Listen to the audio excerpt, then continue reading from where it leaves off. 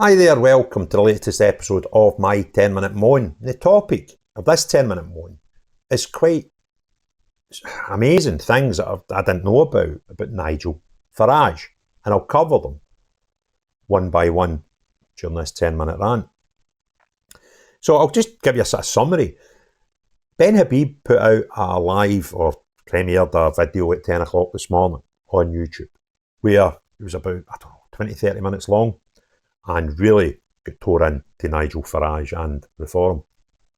But I'm not going to talk about the whole video. You can go and watch his video, put a link to it in the comments of this video. But I'm going to concentrate on 1 minute of it, where he suggests that Nigel Farage has thrown Ulster under a bus and believes that Irish Reunification will happen one day. And then what I'm going to do is I'm going to look into other things to see if Ben Habib is just making this allegation, which could or could not be true. But I'm going to look at other things to see if we can come to some sort of consensus on whether Ben Habib is right or not. And some of the stuff that I've came across is old. One of the articles is 18 months old. I just wasn't aware of it. And in it, he talks about the Irish Unification, so that's something that he has quoted as saying is inevitable. There's cozying up to terrorist sympathisers, and there's a completely mental thing he done when you were able to pay him £87 and get him to say whatever you wanted in a video clip. And when you factor them all together, I'm quite prepared to accept that with probability Ben Habib is correct in his concerns about Nigel Farage. So the first thing I'll do is I'll pop this video. It's about a minute long of Ben Habib talking this morning about Nigel Farage and Ulster in particular. And I brought my case for the Northern Ireland against the Northern Ireland Protocol, and Nigel did not support me in that case. He didn't make any public appeals to fund the case. He didn't get on GB News and say how vitally important it is that Ben wins the case. He sees Northern Ireland as an incidental part of the United Kingdom. But it's not an incidental part. It is part of the UK. No part of the UK can be an incidental part of the UK. It is a crucial component. If you don't understand the democratic union for which you're fighting, you're incapable, again, of rescuing the UK. There are over 1 million British citizens in Northern Ireland. No way in a million years would a half-decent leader throw them under a bus. But Nigel went on, he didn't just fail to support me in my fight against the protocol. He went on to say in September 2023 that a united Ireland was inevitable. And he even told me before I joined Reform that he would support the Democratic Unionist Party of Northern Ireland, even if it did the dirty on Northern Ireland. He would support them because he's mates with Sammy Wilson, Ian Paisley and others. Now there's a few claims there. I've seen Northern Ireland as an incidental part of the United Kingdom. That language shocks me, but doesn't surprise me, because I feel he has the exact same opinion on Scotland, that it's just there and we just need to deal with it. But I don't, and by that, with this sort of attitude towards Northern Ireland and as I see Scotland, that is not a definition of a unionist in my eyes, and I would imagine in many other eyes.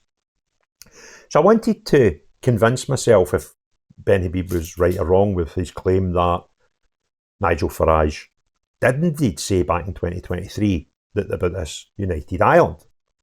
And I found a newspaper article from then declaring that, but also found some really strange things inside the article, which are far beyond one day there'll be a united Ireland. So the first thing I want to show you here is, this is the newspaper on their website back in the 22nd of September 2023, as indeed Mr. Habib claimed. And as you can see with the headline, "One day there will be a united Ireland," claims Brexiteer and former MEP Nigel Farage. And I thought, right, has he maybe been misquoted? Are they using a bit of licence with the headline here? So I looked into the story a bit more, and it tells you more about it. And there was a little add-on onto it, but the actual comment was true. United Ireland will happen one day, but not immediately, former UKIP leader and MEP Nigel Farage has said. The GB News presenter and Brexit Party founder has also revealed how he always got on well with Sinn Fein leader Mary Lou McDonald. And he goes on to talk about the Leo Varadkar wanting a selfie with him. I don't really know what that's got to do with the topic. But there we go. One day there will be a united Ireland, but it's not on the horizon immediately, just for practical reasons. Don't know what those practical reasons are, but talking in such a way is not the job of anybody who's a unionist, nor a unionist party. And this was a Irish Southern Republic Island newspaper he had this interview with. And that's a bit scary, because it seems to me as if he's just pandering to his audience yet again. And I find this really difficult to comprehend.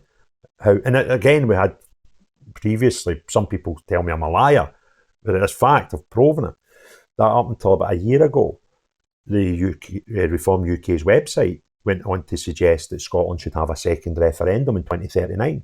Again, stuff that unionists really shouldn't be talking about. That's down to the separatist parties to push for referendums, not the unionist parties. So when I looked into this thing, this Mary Lou McDonald thing, I thought, well, again, that the amount of people I know in Scotland that have got an affection for what goes on in Northern Ireland is quite a high portion of unionists. And I know people over in Northern Ireland. I've been over there, not like regularly, but maybe about 4 or 5 times over the last 10 years.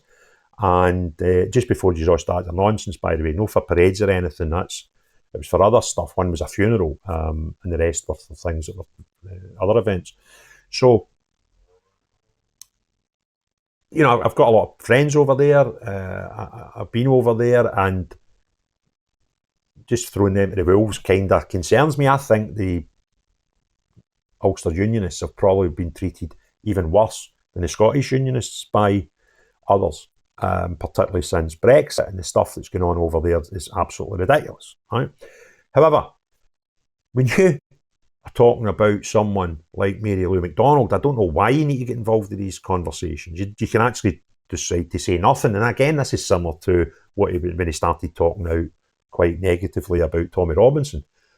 Nigel Farage doesn't need to talk about Tommy Robinson, but he decided to, and he made some, quite harsh remarks.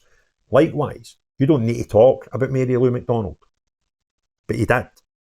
And what he said was, he gave his opinion on a number of prominent Irish politicians, including Sinn Féin's Mary Lou McDonald. We always got on well when she was in Europe. Now, that doesn't prove you're friends, that doesn't prove you're enemies, but even that type of comment, you're like, why would you do that? Right?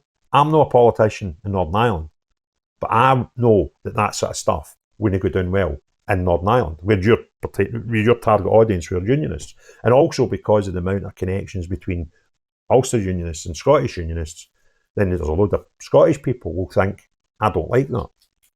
But he doesn't care. He was talking to a Republican news reporter at the time. Sorry, I wasn't saying the guy was a Republican. A Republic of Ireland news reporter. The guy may very well be a Republican, I don't know. But, it's as if I'm talking to this audience. Now, a lot of people will be like, well, who's Mary Lou McDonald? Well, this is a picture of Mary Lou McDonald, as you can see, in the middle of 2 very well-known Republicanists. And this is at Martin McGuinness's funeral. That coffin is Martin McGuinness, who was an ex-commander of the IRA. That's Mary Lou McDonald, that Nigel Farage didn't need to talk about, but decided that he would tell the world that she was quite a good person, really, and got on well with her. This is idiotic behaviour for someone pertaining to be a unionist and wanting what's best for unions. Now, the last wee clip is even more bizarre. Again, it's an old clip, years old. I just wasn't aware of this until today when all this stuff came up, and I was looking for stuff to either prove or disprove what Ben Habib was saying about Nigel Farage. And I'm just like, watch this, right? I'll discuss it then, but this was rather mental.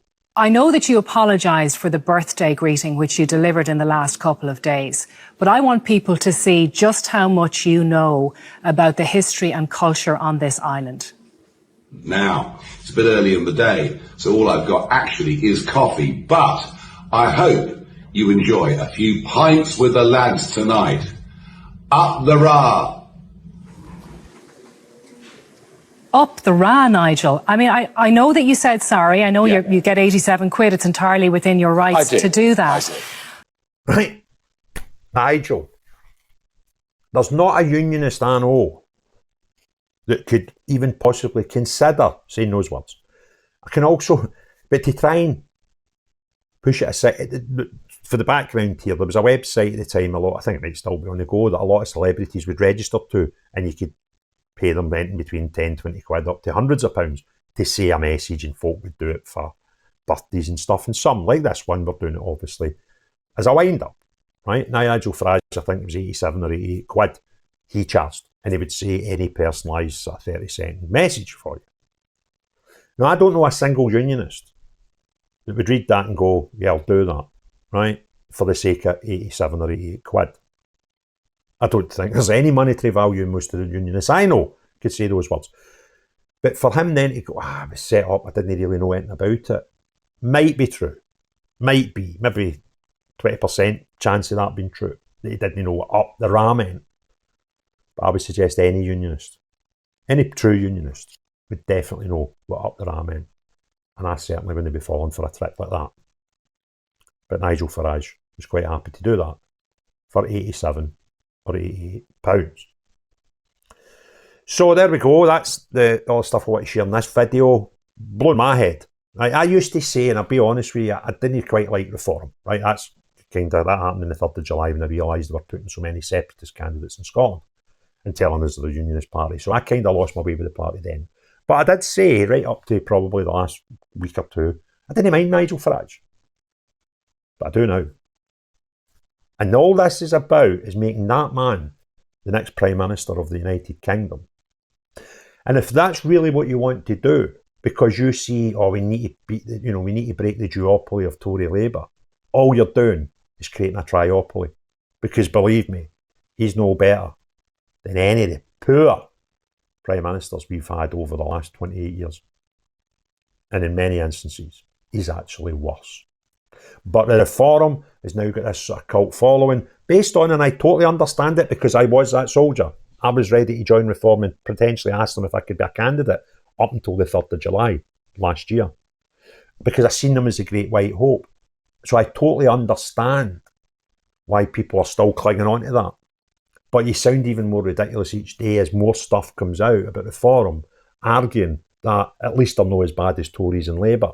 I can't think of a single Tory leader that would ever put a video out saying, up the Ra, and tell us how wonderful somebody is, who's an IRA Symapthiser, who carried the coffin for Martin McGuinness, or to throw the good people of Ulster under a bus and suggest that Irish Unification is only a matter of time. But Nigel Farage done all of them, and I have to believe he's a unionist and should be the next Prime Minister of the United Kingdom. Well, I'm very, very sorry, but I don't see it. If you enjoyed this video or you found things in it that you want to share with others, there's 3 things you can do. You can hit the thumbs up, you can leave comments, or you can hit the share button and share it on WhatsApp or other platforms. That will help drive, because then YouTube go, well, that's quite a popular video, and they'll push it to even more people. If you're not already done so, please hit the subscribe and the notification bell. Once this video's finishing, down this corner, YouTube will put a video of mine here that you've not seen that they believe you'll like, if you want to watch some more of my material.